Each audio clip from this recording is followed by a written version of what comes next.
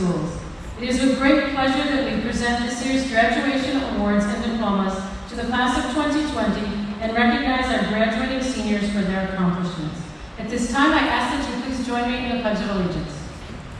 I pledge allegiance to the flag of the United States of America and to the republic for which it stands, one nation, under God, indivisible, with liberty and justice for all. Please remain standing for the singing of the national anthem as performed by our senior quintet.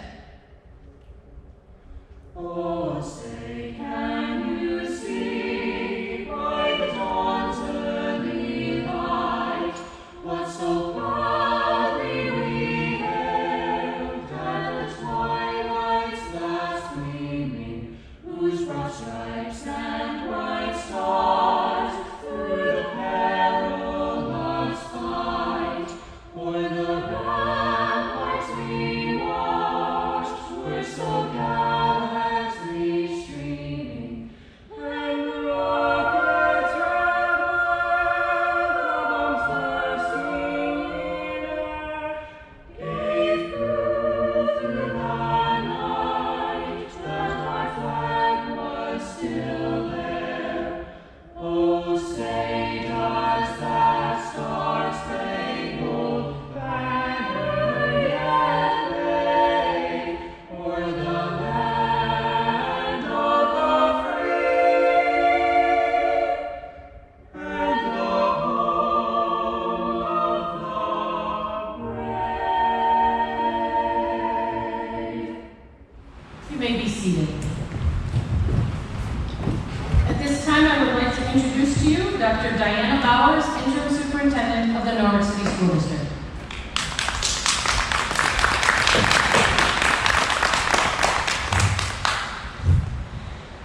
Graduates, parents, Board of Education, and honored guests, welcome to this very unusual commencement exercises of the class of 2020. These students are the chosen ones who experienced a senior year like none other. They were given the opportunity to see the world, their school, those that cared, and those that didn't, through a different lens. They learned about the importance of family, friends, and people that were willing to help and put themselves in harm's way because that was necessary. Was there an enduring message in this experience? Did we learn anything from the time that we had to reflect, to ruminate, and to wonder? What were the life lessons that will last? As he was dying with cancer, Carnegie Mellon professor Randy Pausch contemplated the life lessons he learned as he moved through the challenging experience. His book, The Last Lecture, outlined many of the things that we should always remember. They are as follows. 1, we cannot change the cards that we were dealt, just how we played the hand. 2, experience is what you get when you didn't get what you wanted. And experience is often the most valuable thing you have to offer. 3, showing gratitude is one of the simplest yet most powerful things humans can do for each other. 4, give yourself permission to dream. 5, we've placed a lot of emphasis in this country on the idea of people's rights. That's how it should be. But it makes no sense to talk about people's rights without also talking about the responsibilities. 6, when you're screwing up and nobody says anything to you anymore, that means that they've given up on you. You may not want to hear it, but your critics are often the ones telling you they still love you and care about you and want to make things better. 7, no matter how bad things are, you can always make them worse. At the same time, it is often within your power to make them better. 8, be willing to apologize. 9, you've got to get the fundamentals down because otherwise the fancy stuff isn't going to work. And 10, you decide, Tigger or Eeyore. May the life lessons that you have learned throughout this unprecedented time have meaning and significance that will last throughout your life. This chosen class can carry these lessons forward and make a difference in their world.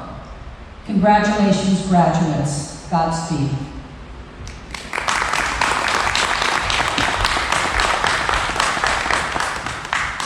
It is my pleasure at this time to introduce to you Carson Maynard, this year's salutatorian.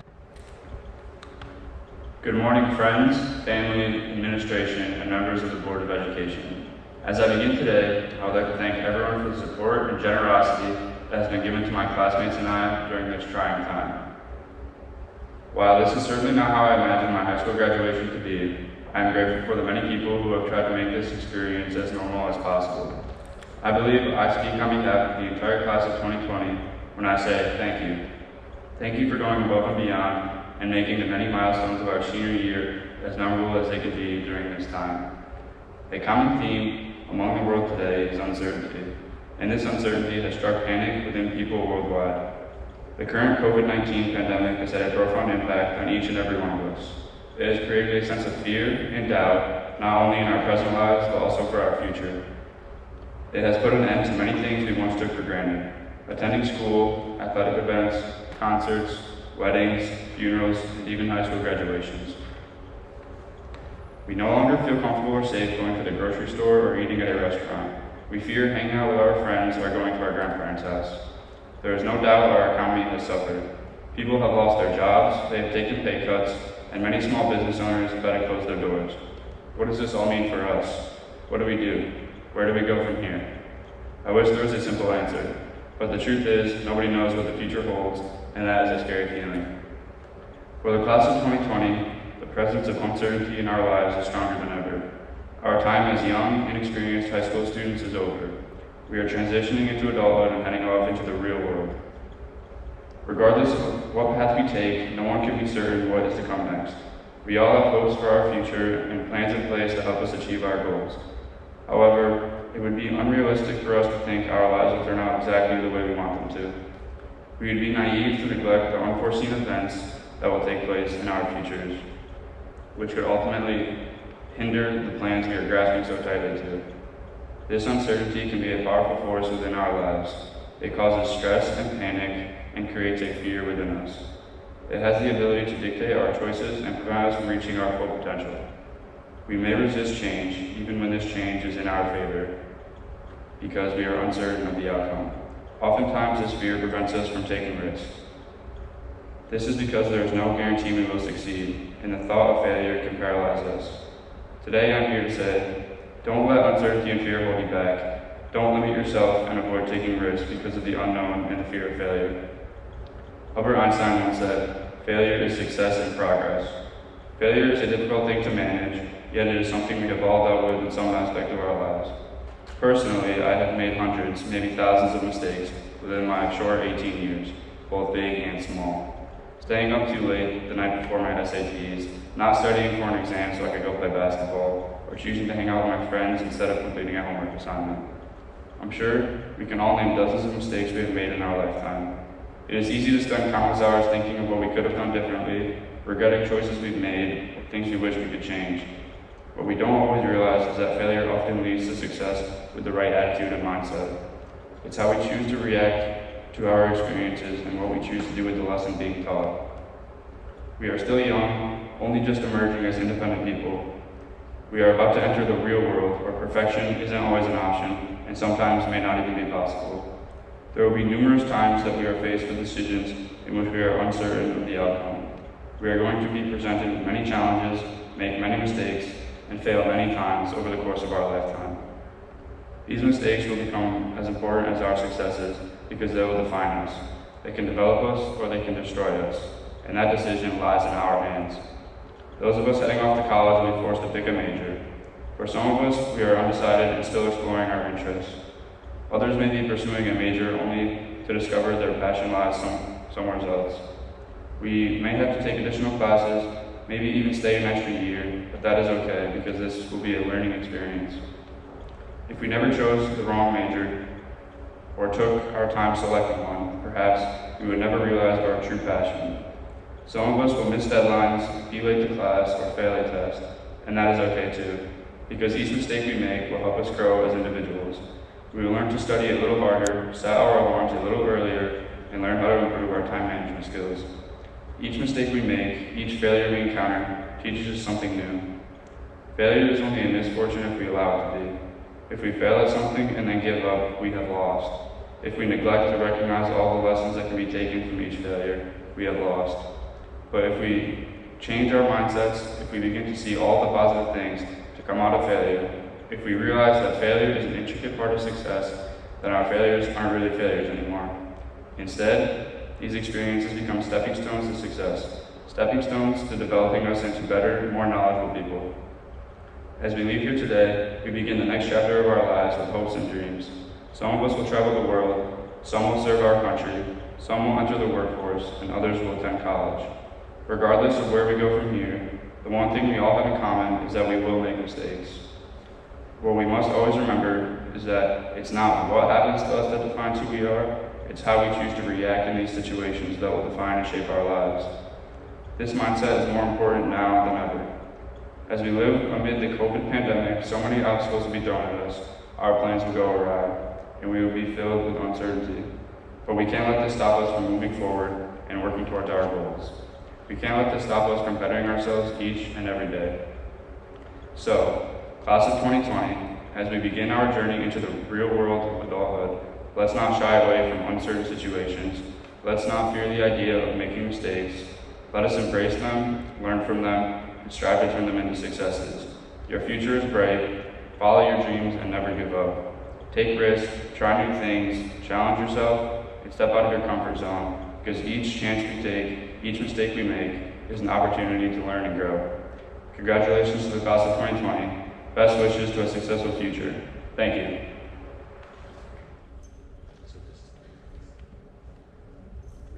At this time, I would like to invite the following senior choir members to the microphone to sing the alma mater: Robert Brown, Elena Jennings, Arya Mahalchek, Antonia Modi, and Aiden Sullivan.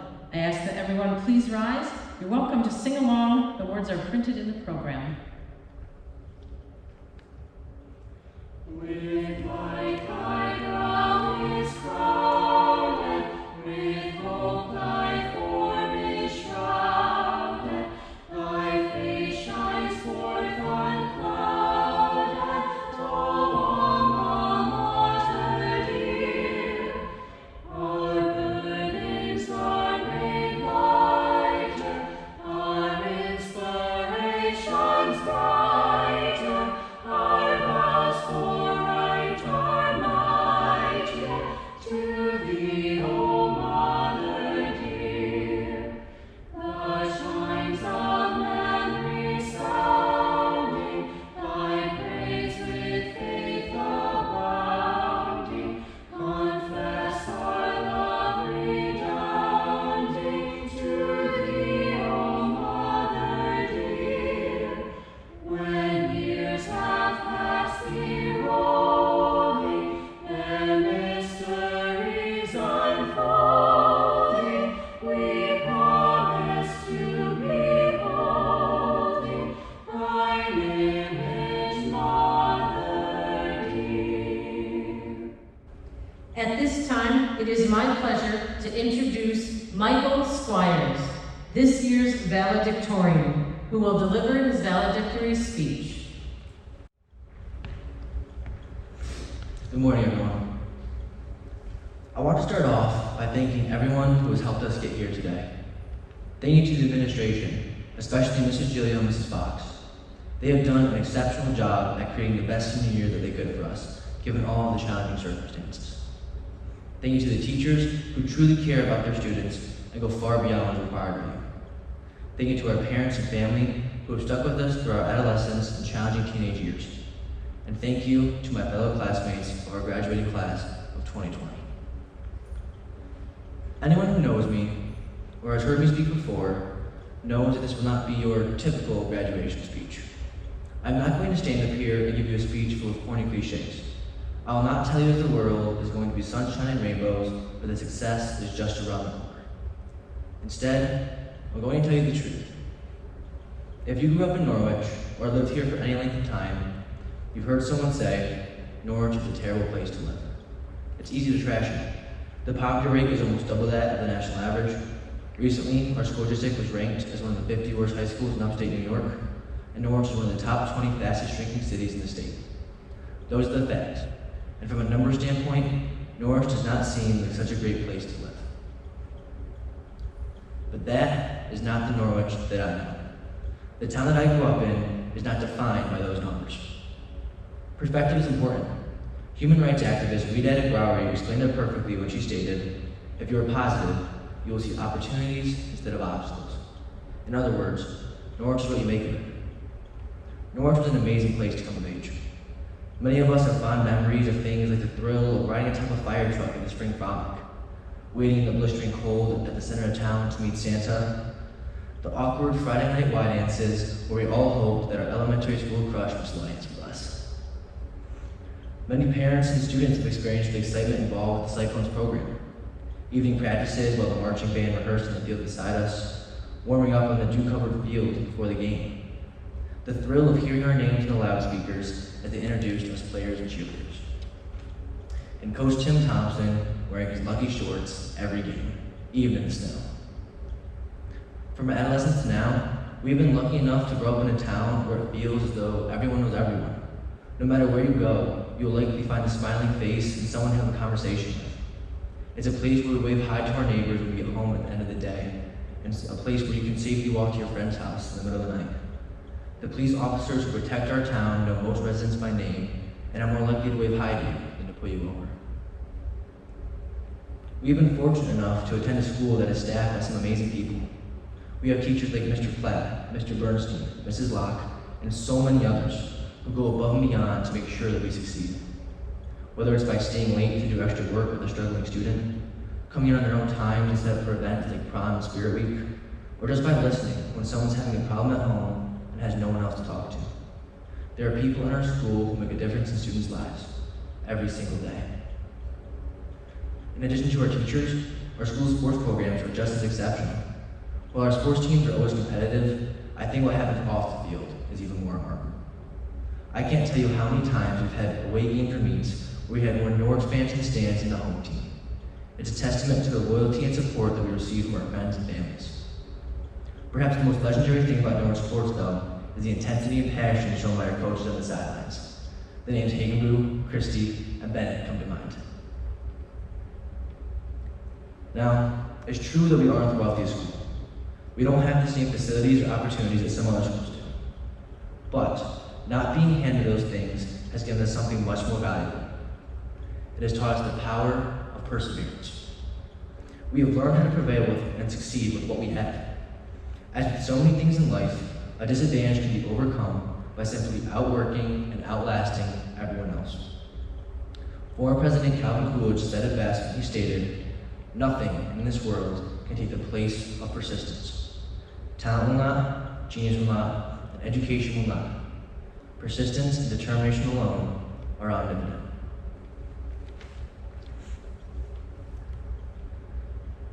We all know that our country has been through some challenging times. Race-based protests have rocked our country, leading to the destruction of property and violent confrontation with law enforcement. A pandemic has spread across the country, taking more than 100,000 American lives. Internationally, things also look bleak. Tensions with North Korea are high, the Middle East is in turmoil, and socialism is spreading in South America. Our nation is divided on everything from gun control to controversies about the national anthem before professional sports games. To make matters worse, the economy is facing what some have called the most serious economic crisis since the Great Depression. This sounds awful, doesn't it? My classmates may understandably be asking themselves, why do I have to go out into a world like this? Well, the year I just described to you was 1968. Yet 50 years later, we are facing many of the same problems. What I'm trying to say is that every generation will have to face certain challenges. They will always be here, and they're not going away. But these are the cards we were dealt, and now it's up to us how we play them. I know that we have lost a lot. We have been robbed of the traditions and celebrations of our senior year. The culmination of our high school careers was nothing that we hoped it would be. But ultimately, those things are out of our control, so there is no sense of obsessing over it. We need to focus our energy on factors that we can control. And what we can't control is how we approach our futures. Like I said at the beginning of the speech, I'm not going to lie to you. There will be times in our future that will bring our strength and character into question. Statistically speaking, it is almost guaranteed that many of us who are graduating here today will face certain challenges. It's likely that some will face problems with addiction. Some of us will have marriages that end in divorce. We will be fired, laid off from jobs, and all of us will have to deal with the death of close friends and relatives. There are a lot of tough things that we will have to face throughout our lives, but I believe we are prepared for those times. I want to leave you with these thoughts. When I look out onto our class, I do not see victims of circumstance. I see a group of people who have persevered through tough times and never lost sight of the end goal. We have been given the tools necessary to succeed. We have learned to make the best of every situation and to find what makes us happy. We are backed by a community of friends and family that have sacrificed for our well-being and success. We have learned that where we start does not determine where we can go. Norwich has given us a lot the past 18 years, but perhaps the most important thing it has taught us is as we look out into this world that we are entering, we can see obstacles or we can see opportunities. The choice is ours. Thank you. Members of the Board of Education of Norwich City Schools, Dr. Bowers, as principal of Norwich High School, I certify that all students about to receive diplomas have met or exceeded the requirements of Norwich High School and have met or exceeded the requirements for graduation as set forth by the New York State Board of Regents and the New York State Education Department. And now, for the moment you have been waiting for, the awarding of your diploma. When I call your name, you'll proceed behind me. You may use the ramp or the stairs. You'll keep your mask on. Dr. Bowers and Mrs. Hamilton will present you with your diploma. You may then step to the white X, remove your mask, hide it behind your diploma, smiling nicely at Ms. Korver, and she'll take some pictures of you. Families, when I call your graduate's name, really honestly, you can get up and walk right over to those flowers and take an up-close and personal picture. It's okay. So, our first graduate is Nick Barber.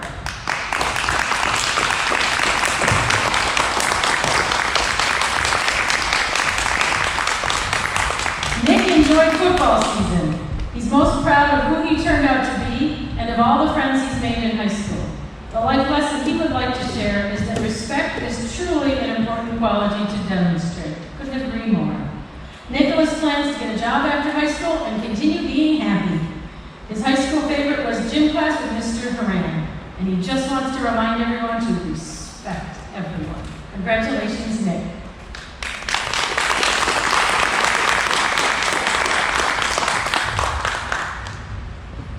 Next we have Catherine Becker.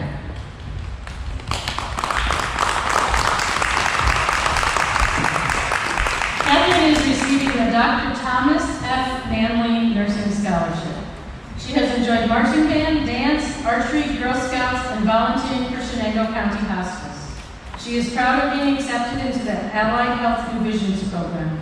The life lesson she would like to share is be ready to adapt and change direction at any moment. Well, boy, that's certainly true this year, huh? And also be nice to everyone because you don't know what they're going through. Congratulations, Catherine.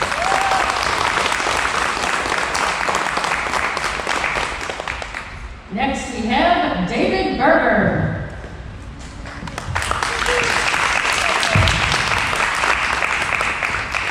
David enjoyed sports at NHS, especially indoor and outdoor track and field. He's most proud of competing at the New Balance Nationals for track. The life lesson he would like to share is that things work out better when you don't procrastinate. David will be attending the Southeastern Lineman Training Center. He enjoyed chemistry with Mr. Martin because he was a great person to talk to. And he reminds us to set goals and don't procrastinate. Congratulations, David.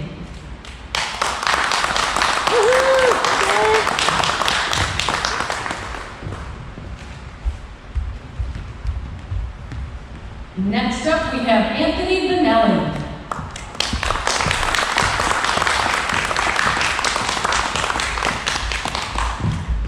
Anthony's life lesson that he would like to share is to be cautious of the billionaires.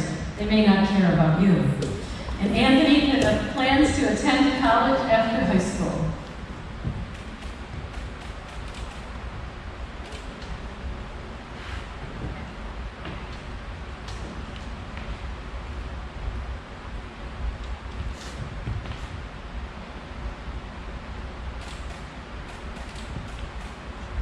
Congratulations, Anthony.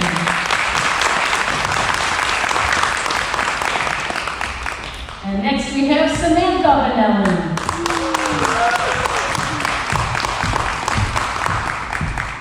Samantha really enjoyed spirit nights throughout high school with all her friends. She will be attending SUNY Cortland in the fall. Mr. Regas was Sam's favorite teacher, and she reminds everyone to do your homework but still have fun.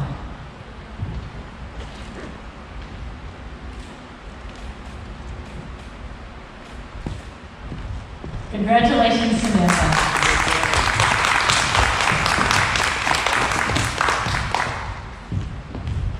I wanted to take a few moments to congratulate this group of fine young men and women who are part of the class of 2020. I have searched and pondered for the words to adequately express how important you are to me personally, and at the same time, capture this moment in history in some memorable fashion for you. You are a beautiful group of young adults who are filled with promise and compassion. I want you to know that you are a part of the fabric of my life. You have each blessed me in a unique way, and for that, I am forever grateful. Throughout my life, I have often found strength and comfort in quotes, so I'd like to share a few with you now. Eckhart Tolle wrote, "Life will give you whatever experience is most helpful for the evolution of your consciousness." Whatever the reason, I believe we are each exactly where we should be, and there's purpose to all of our experiences. Our perspective on that is what really makes all the difference. As difficult as it may be, try not to define this time by what you have lost, but rather define it by how you have chosen to respond. This can and should be a time of innovation, a time of rebuilding, a time to examine who we are at our core and what we will do to foster social justice in our world. May the knowledge you have acquired while at Norwich High School provide you with the courage to step out into the world and not only create the best version of yourself, but the best version of our world possible for those around you. May you envision greatness for yourself and others and seek it in all that you do. Tap into your consciousness in times of joy and in times of difficulty, and let it guide you to right decisions. Remember too the words of Etienne de Grelais, "I shall pass through this way but once. Any good thing therefore that I can do, or any kindness I can show to any human being, let me do it now."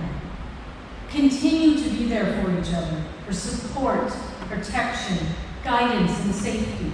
Choose kindness any chance you have. As a class, you have been shown tremendous generosity by those throughout the Norwich community. Keep those memories close to your heart and use them as an example of the collective responsibility we have to rebuild our communities, face challenges with insight, and foster growth as a nation. You are the change our world needs. That little seed, that new idea, it's there just waiting for you to take hold and pursue it with passion. As you chase your dreams and journey beyond NHS, remember the words of Barack Obama. You won't get it right every time. You'll make mistakes like we all do. But if you listen to the truth that's inside yourself, even when it's hard, even when it's inconvenient, people will notice. They will gravitate towards you, and you'll be part of the solution instead of part of the problem. We are proud of all that you have accomplished. We honor your resiliency in the face of uncertainty, and most of all, we wish you all the best life has to offer as you continue onto the next part of your life's adventure. And so now, to make it official, I need a brave soul who's willing to come up for 5 seconds and turn your tassel from one side of your cap to the other. Any takers? Come on. Oh, Nick's moving down there. He's looking at David. All right, Nick, right up to this gold circle. Graduates, please stand. This is the official turning of the tassel ceremony. Got this, Nick? 1, 2, 3.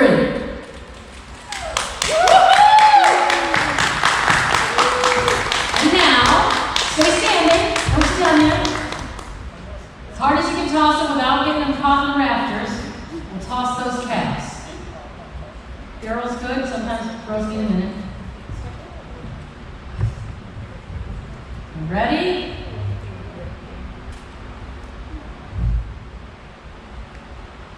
One, two, three. Woo! Oh, that's a good one. Oh, best one of the day. As you leave today, you'll be going down the social studies hallway to the auditorium for some family pictures. And please take with you our sincere thanks for your patience, perseverance, and understanding. And may you carry with you our gratitude and best wishes for a safe and happy celebration of the fine accomplishments of these men and women. And it gives me great pleasure